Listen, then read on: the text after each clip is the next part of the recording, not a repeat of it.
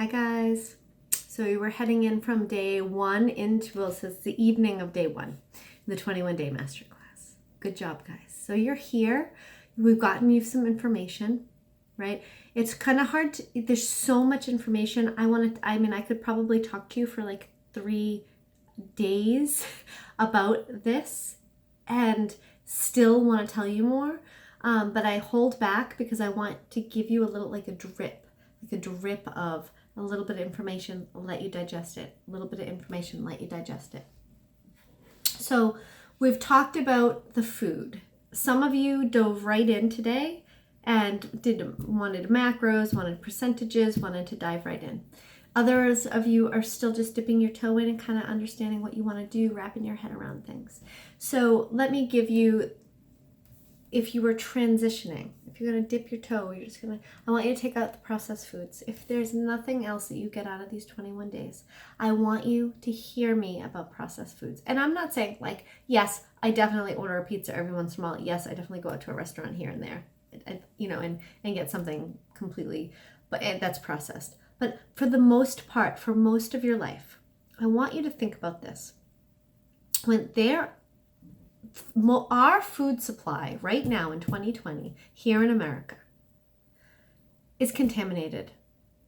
It is compromised. It is not food. I know I sound dramatic. I also know that I have something on the tip of my eye there. Sorry. But it's true. There are food scientists who are sitting in a lab, spending their life toiling away, understanding your evolutionary drive to eat hyper-palliative foods, and they purposely fuck with your body's intuitive ability. Now I have the mascara on my finger. Your body's intuitive ability to monitor and control the food that you eat. So all of those years. So I'm 43. I was born in 1977. That, interestingly enough, is the year that those famous recommendations came out. With the high carb, low fat bullshit, which, that's a whole nother story, but as to why and who came up with those suggestions and recommendations. But we are fatter, sicker, sadder, tireder. They didn't work. They didn't work. The human body is not meant to live on processed foods with extremely high amounts of carbohydrates and extremely low types of fats. Now, different bodies respond different ways. So I'm not going to say that there aren't some people that do thrive on a higher carbohydrate diet. There are. And actually, the hope is that I would get you to a place where you can eat any fuel that you get put in front of you, if it's real. So this program that you have stumbled upon, this is the mission, and it is to heal you. It is not to force you into this restrictive diet for the rest of your life. Let me roll back a little bit. When you eat a standard American diet for a long period of time, which is most people, our natural ability to have metabolic flexibility inside of our mitochondria gets compromised. Never mind the toxins that are in there, the damage that has happened both to our mitochondria and to our detox pathways because of the junk food that is marketed to you as food. So this is not a judgment on the consumer of food. This is a judgment on the scientists, the politicians, all of the things that have happened piece by piece over the last 40 or 50 years that has led to the disaster of what we call our food supply. Yes, it was a great idea that they wanted to make food cheap, but that hurt us because they have supplemented like mono agriculture and all of these other reasons why, and I'm not going to get into all of that. There's plenty of stuff on the internet if you want to dive into the politics of food and big food. But I don't care. I care that I get mad because there's people's lives we're ruining people's lives because we want to sell Doritos, which Doritos purposely preys on your your evolutionary drive to eat certain types of flavors and certain types of textures, and they purposely do it so that you can't stop eating. They purposely mess with your leptin and your ghrelin and your insulin and your cortisol and your oxytocin, and they mess hormonally with you. And then we tell everybody that it's a calories in, calories out, it doesn't matter, it's your fault, you can't lose weight. Obviously you need to exercise more, which is bullshit. We all know that. Especially, I think this entire group is women.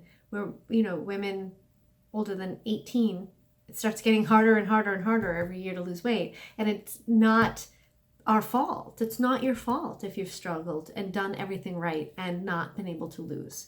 It is Big Food's fault, to be quite honest, and a few other people.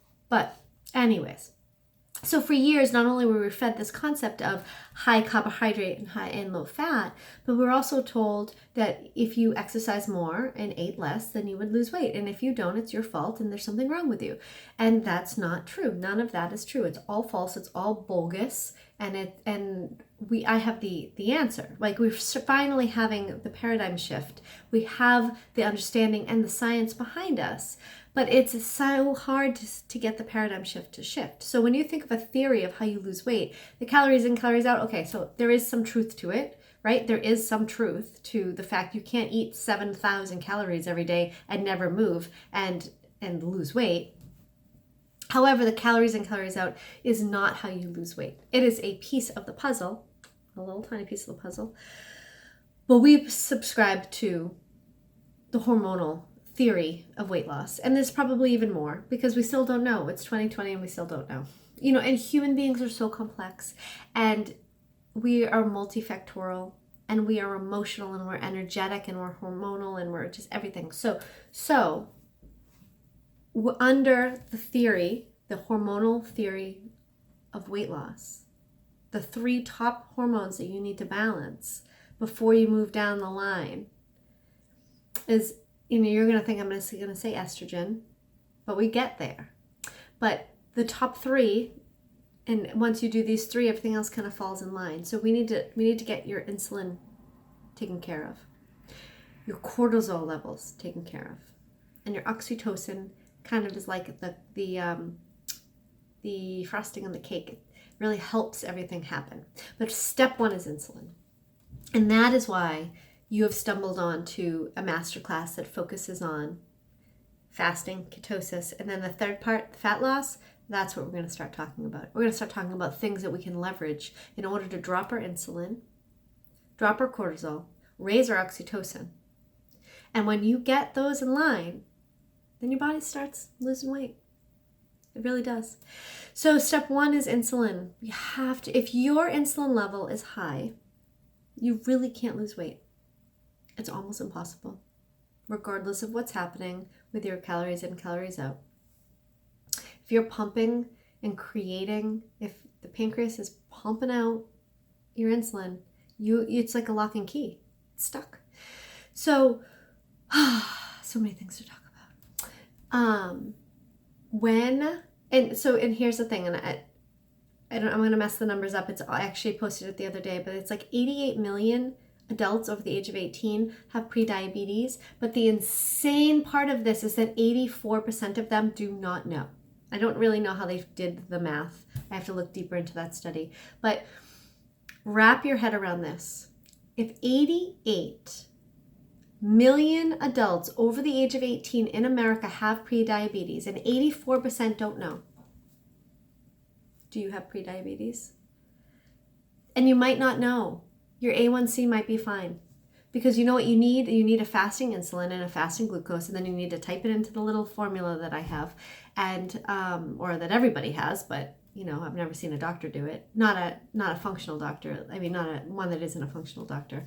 10 plus years before your A1C would even start to shift, your insulin level can be off. So you could be pre-diabetic and not know it. And if you're not pre-diabetic, then something else hormonally is going on. If you're resistant to weight loss, or you're fatigued, or you're tired, there's all of this stuff that we consider to be fine We're told it's your hormones, you're fine, go home. We're told you're all right, your lab work and your vital signs are fine, go home.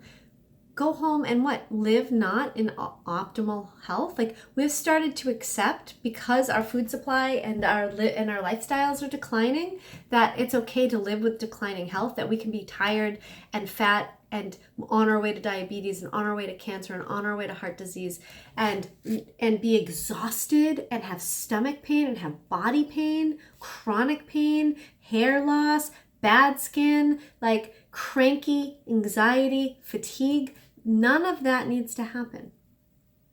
That is not how the human being, whatever you believe, for whatever reason that we're here, I have a tendency to see the world in a really large way. So like a divine being in divine intelligence for me is something that's important. I can't imagine that a divine being would put me down here to make everybody sick and tired and exhausted. Now, trust me, I know that there's tragedy and horrible things that happen in the world, but we are so well designed, even just through evolution, we're so well designed. You can't tell me that they wanted us to be that faulty. I just can't believe it. And I hold the answer here in this program to not living that way. And it seems restrictive at first, right? It seems like, oh my God, this is so hard. I don't want to do this for the rest of my life. I don't want you to do this for the rest of your life either. I want to get you to intuitive eating. But you can't just go into intuitive eating. You can't just go from a standard American diet or yo-yo dieting, which is almost even worse, to just intuitively trusting that you know what your body needs. We are going to heal your body. We're going to heal your cells so that we can transition you into intuitive eating. How do we do that? We drop your insulin. That's step one. We drop your insulin, probably the lowest it's ever been. And you do that by dropping a carbohydrate load. Did you know that out of the 3 macronutrients, there's only 2 that are essential? And carbohydrates is not one of them. It usually blows people's mind. But you are absolutely essentially required to take in protein and fat. You will die eventually without one of those 2. I mean, you can go a long time fasting. It's like 367 days or something is the longest known fast. But not suggesting that. But eventually you have to eat. And the 2 things you have to eat are fat and protein. Fat and protein. You could not consume another carbohydrate for the rest of your life and you would be fine. Your body will make the glucose that it needs. Gluconeogenesis. The creation of glucose. It does that endogenously. It will create endogenous glucose. You do not need exogenous. You need exogenous protein and fat, but not exogenous glucose. It's kind of a mind blow. I know.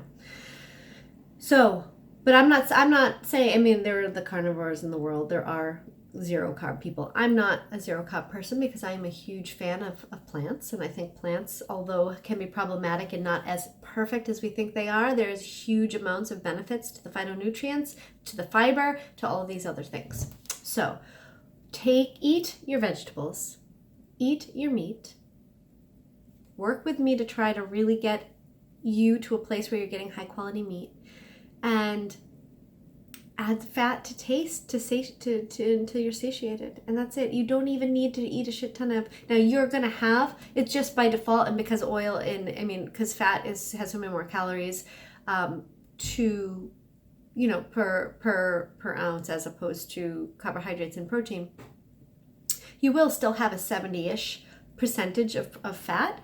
But you don't have to force feed yourself fat like some people will say. Like for a while, people were thinking in the keto community that you had to have these huge amounts of fat in order to get into ketosis. Does it help at the beginning? Yes. When when your body's learning how to make ketones, you feel better when you eat more fat. So if you feel crappy, water, fat, salt.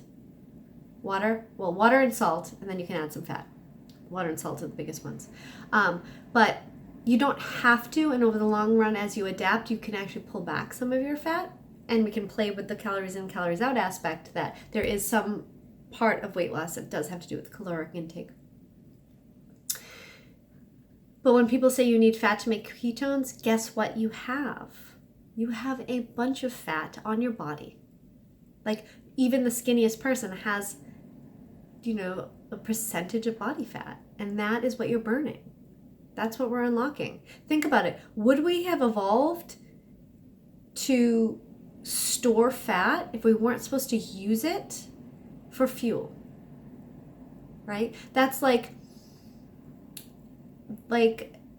the idea, if you've seen the analogy where somebody's driving, like they're hauling a bunch of gasoline on the back of their truck, but they have to keep pulling over because they can't access the gasoline on the back of the truck. They can only access the little tiny fuel tank that drives a truck.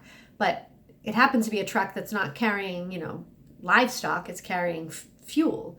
And this is how most of our bodies are acting. Our bodies are acting like fuel tankers that can only access the little tiny gasoline that's in the I don't know what you would call that, the fuel tank, right? But what I want to do is I want to connect your fuel tank to the back of the truck, so you're that much more efficient. No matter what's there, you don't eat for 72 hours, your body will eat your fat.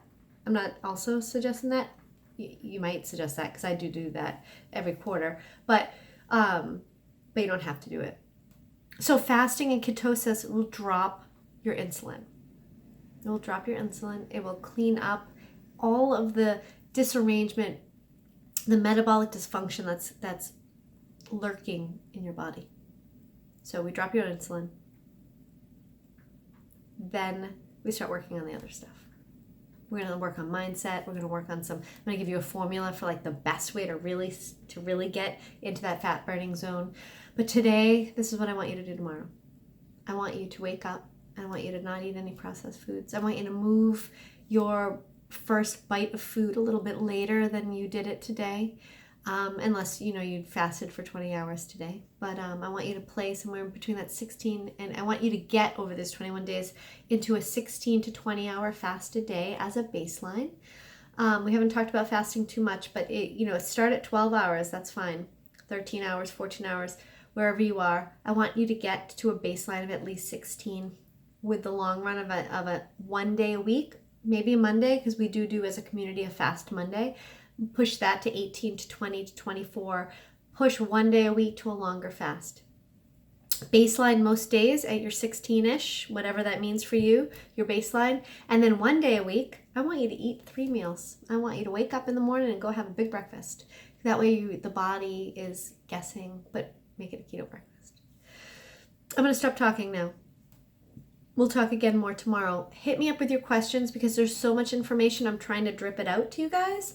But as you have questions, let's answer it in real time because that's how you learn. If you have a question in real time, I'll give you an answer in real time and then you're most likely going to remember it versus me rambling on in one of my videos. All right, guys. Good luck. Let me know what's going on. I want you all to do an accountability post every day. I don't care what it is. It could just be a picture of your cup of coffee. It could be a picture of you breaking your fast. It could be a picture of you taking a walk, doing a burpee, taking a cold shower. No naked pictures though. Just kidding. But it's something that we talk about. Although we haven't talked about the cold showers yet. We'll get to that. All right, guys. You guys are amazing. Keep it up. 20 more days together. Let's do this.